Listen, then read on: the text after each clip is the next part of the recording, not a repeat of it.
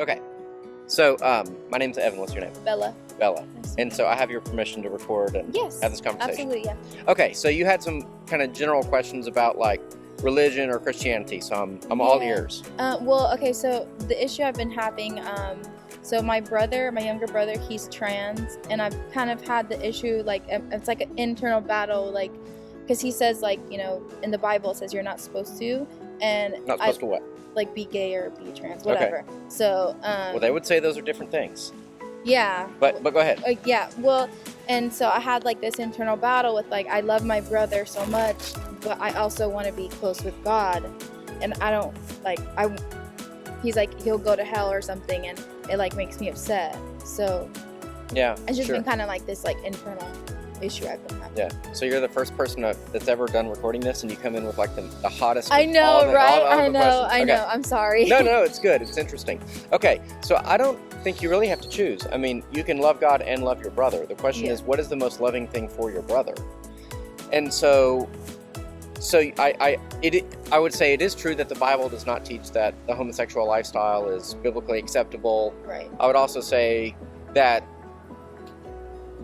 as a basic fundamental truth that men are men and women are women, and a man cannot become a woman cannot become a man. Right. So I would say that obviously your brother is believing lies, so he is believing things that are untrue.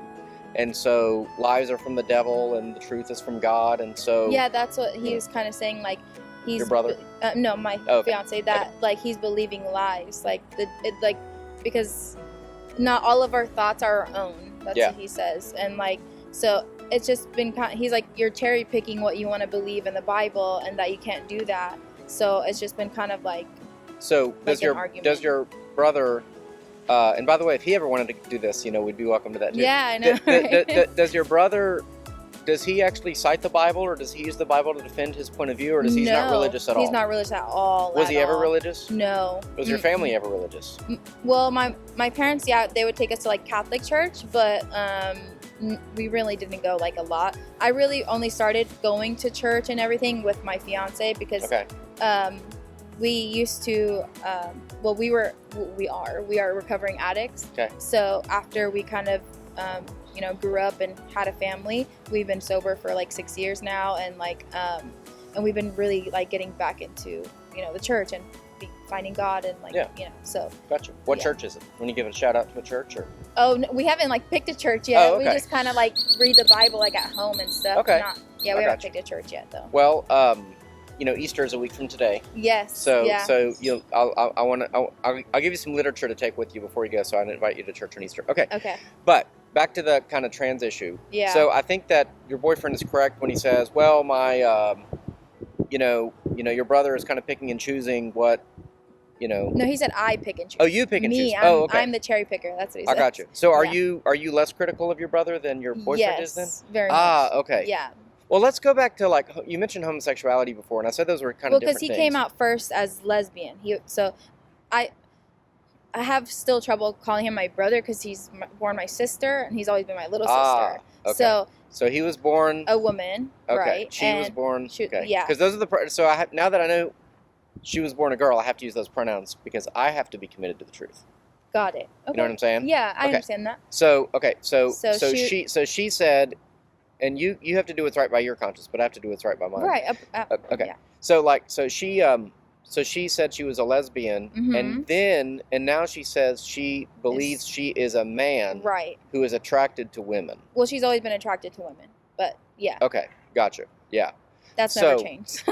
Yeah. Well, I mean, and I'm not gonna diagnose or I don't want to talk too much about your sister like from here, but I would say generally speaking, that even the Catholic Church, who I disagree with about a lot of things, used to talk about homosexuality is like intrinsically disordered, and that kind of sounds harsh, but if you think about it, it's basically just describing the nature of the thing. Right. So it assumes that there is an order, like there is an order to, the world, that things work a certain way. And I can agree with that. Like, how do you reproduce with a man and a woman who is able to reproduce? Right. Yeah. And I in the first page of the Bible, it's like be fruitful and multiply, have dominion. Right. So these are like part of the, the natural order of things. So I think that God and nature obviously to say they work together is to put it too simply because God created the world, but right. You get the idea. So really, it would have to be a question of, with anyone, I think that you can say, look, I love you and I love the truth.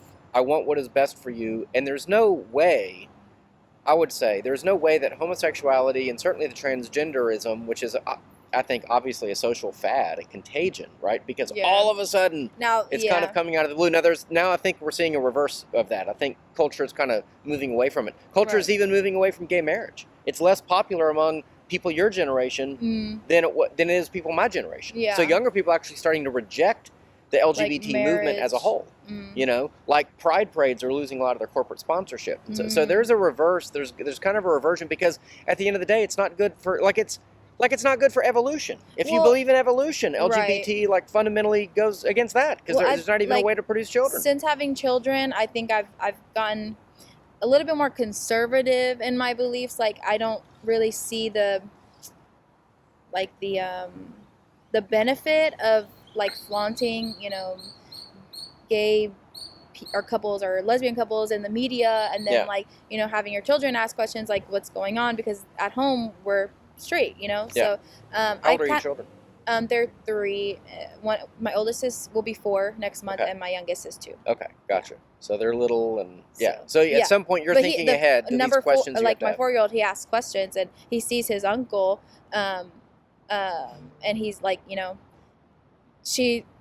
my brother looks a little bit like a female still, and sees his girlfriend and is ask questions about that. So I have to answer them, and it's kind of I don't know. I would think that would be very confusing to a child. Right. Yeah. And so then, so your sister again. No, I get it. No, is putting you in a I would say everyone in a pretty awkward situation because they're sort of demanding that you accept, the kind of a version of reality that they've essentially created, but doesn't comport with reality, and so it's tricky. I mean, I'll give an example as well. This is something that came up a lot, which is, would you attend the wedding of a homosexual couple, of someone that you love? Yeah. And I would say, no, you can't do that if you're a believing Christian. Because, because marriage, I'm stealing this from Greg Kokel, but he says marriage can be described but not defined. In other words, marriage is a thing. It's part of the fabric of the world. It's right there on the first page of the Bible. Right. You can describe it. You can say it's between one man and one woman. You can say it's for till death do us part. But you can't define it as in, well, today marriage is this and tomorrow it's that. Today marriage is between a man and a woman. Tomorrow it's between a man and a man. And tomorrow, the day after that, will be between 4 people. So you can describe it, but you can't define it. It is what it is. And so if marriage is ordained by God and it has limited definitions, you can't come along and redefine it and then participate in that right.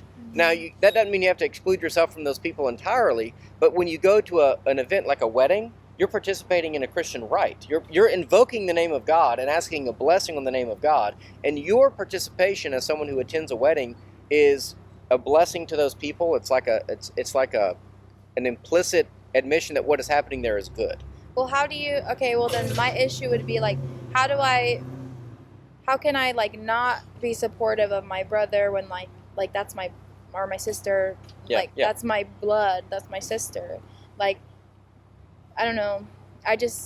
Well, ultimately, I would say this. It's extremely painful and it's unfair to you that you've been put in that position. That's kind of what I'm saying. Is you've been put in a position that is unwinnable for you. Yeah. And it's often a form of, in the trans world, you hear this all the time. It's a form of emotional blackmail. Do you want a dead son or a living trans daughter or whatever? Right? I'm not saying your sister's saying that. No, but I'm saying that. Yeah. People who say that's not really fair. It's definitely not fair. So what do you do? I think that you just have to basically say, everything is always a question of authority. So it can't just be their opinion versus your opinion. You have to understand that your opinion is rooted in an objective standard that God has provided. Yeah. That males are males, that males and females are biologically made by God and spiritually oriented towards marriage and children. That is our spiritual orientation, is being made in God's image. Okay. See, he makes fun of me because, like, now that I'm a mom, I feel this, like, I feel like, I don't want to say purpose, but yeah, kind of like I have a greater purpose, and like, I don't know. It's just now he's like just sees me like he called me a breeder, and like, oh yes, yeah. See now the hatred is coming out. Yeah. If I might be so bold. No, it's fine. Yeah. You know, I mean, because at homosexuality and transgenderism are both rebellion. They're the fundamental rebellion against the way that God has created them. So therefore, it is a fundamental rebellion against God. Mm-hmm. And so they'll often talk about things, well, I was made this way, well, I'm attracted this way, and it's like reasonable sounding things, but at its heart, it's a rebellion against the way that God has made them, and I can't made them, and I can't imagine like a more fundamental rebellion than to literally say that my body is wrong, but my mind is right. I mean, they never ask the question, could it be the other way around? Right. Could my body, which operates perfectly fine, and there's nothing wrong with it, be right and my mind be wrong? So, so now, over time, if you don't affirm, because they need you to affirm them, because I believe they know that they are in rebellion against God. It's like pushing down a beach ball long enough, and eventually it's going to want to come up. It's going to want to come up. I never thought about it like that, because it's true. Like, he's always looking at, he's always looking at me or like my parents, like, tell me I'm right. Tell me that you're supporting me. And I get it, because everybody else is like, you know, you're doing wrong, you're doing wrong, you're doing wrong. And it's kind of, I don't know. What is like, you know, read, I'm going to be embarrassed now. It's Galatians 5 or 6, where it talks about the fruit of the Spirit. Mm-hmm. And, you know, you read that, and then you ask yourself, is this what my brother, sister, and I's relationship is like? Is there these fruits? Patience, love, joy, hope, kindness, self-control, gentleness. If it's not there, then something else is operating. Certainly not the Holy Spirit. And I would argue that if you're in fundamental rejection against the way that God made you, then eventually what's going to happen is there's going to be a dark side to it. You know, in terms of like, oh, now he's, you know, the most fundamental thing in life is to have children. Yeah. And so to call that person a breeder, I've heard that word used in other places. There's like, you have no other like kind of goal but to just be a mom. Like, that's all you want to be is a mom. But like, I think being a mom is the greatest everything goal? Yeah, like, it's everything to me. Well, you should stand your ground, and you should say that. I mean, and you should say, I want what is best for you before it's too late.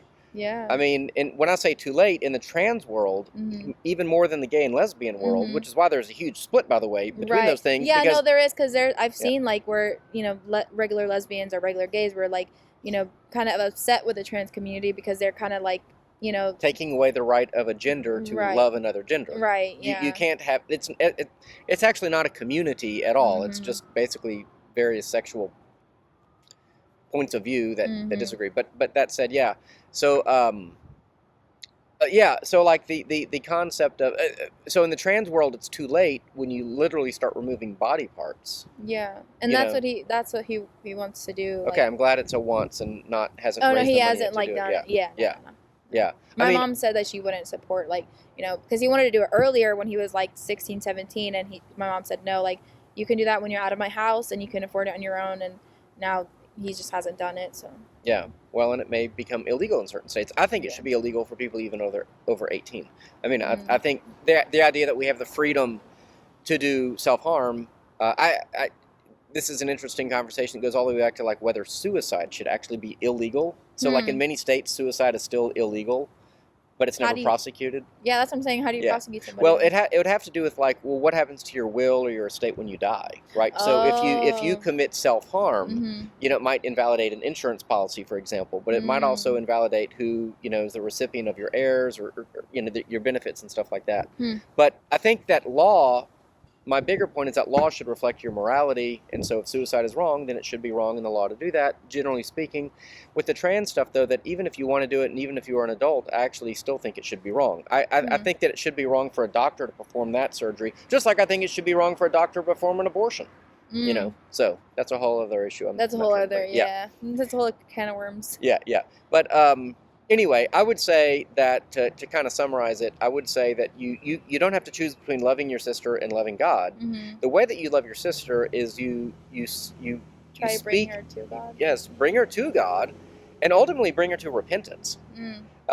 There's a very famous former lesbian who's now a married, devout Christian. Her name is Rosaria Butterfield, and she wrote a couple of books about kind of being a lesbian English professor in college, and how a Christian pastor evangelized to her and basically brought her into the Christian faith. And her, Do you feel like she's being true to herself, though? I think so. She's married. I don't know if she was young enough to have children. I think she did have children. I think she's being very true to herself. I think she would say, I was living a lie while I was a lesbian. Okay. Because I was not living in the way that God intended me to live. And anyway, so she'll talk about how, essentially the only thing she needed was to repent and trust God. All these fancy arguments about attraction this and attraction that, it's like, no, once she gave her life to Christ, everything else fell into place. And I would say the same is true for your sister, is that, and I would ask, is she happy? Do you know who Ellen Page is? Yeah. Now Elliot Page. Elliot Page. Yes, but I still say Ellen. Sorry, that might get me kicked off YouTube or something. No, you're good. Okay, but is this like live? No, okay. I can't. I don't have enough internet for that. Okay, but is she happy? I mean, I've seen interviews. She looks absolutely miserable. She's a man now. She's cut off her breasts and so on and so forth. She's living as a man. I don't know. It's for everyone to answer for themselves, I suppose. Yeah. And for your sister. So. Well, yeah. I just had to come over here and talk to you. Yeah. Well, I saw this and I was like, yeah.